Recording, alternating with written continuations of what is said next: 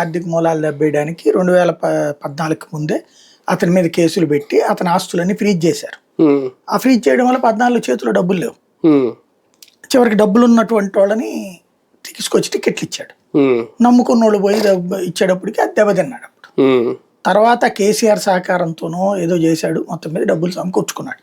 14-19 డబ్బులు బాగానే ఖర్చు పెట్టాడు. 19 ఆ తర్వాత డబ్బులు బాగానే సంపాదించుకున్నాడు. ఏదో రీపే చేసినట్టున్నాడు కేసీఆర్కి కానీ మిగతా వాళ్ళకి కానీ. మొన్నటిసారి డబ్బులు టీడీపీ దగ్గరలో వీళ్ళు పంచుకున్నారు, వీళ్ళు బాగానే పంచారు, కానీ దెబ్బతిన్నారు. బేసిక్ గా ఈ మనీకి సంబంధించినటువంటి మ్యాటర్స్ విషయంలోనే తేలాలి పొద్దున రాబోయే రోజులు.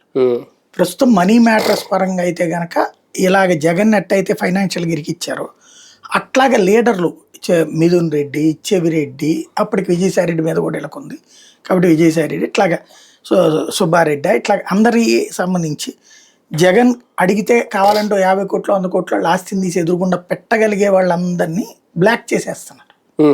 తద్వారా రేపు ఆర్థిక మూలాలు అప్పుడు ఈ కేసు ఏదో శిక్ష పడాలి తీయాలని ఇలా ఫీలింగ్ ఏం కాదు. జగన్ పేరు చెప్తే భయపడి పారిపోవాలి. జగన్ అంటే జగన్ తో మనం ఉంటే డేంజర్ రా అని అనుకోవాలి. కార్యకర్తలు పారిపోవాలి. అలాగే తటస్థులకి అతని మీద నెగిటివ్ తీసుకొచ్చే పని ఎలాగో వాళ్ళ మీడియా చూసుకుంటది. ఈ ఓవరాల్ గా ఆర్థిక మూలాలని దిగ్బంధించడానికి వేసిన ఎత్తుగా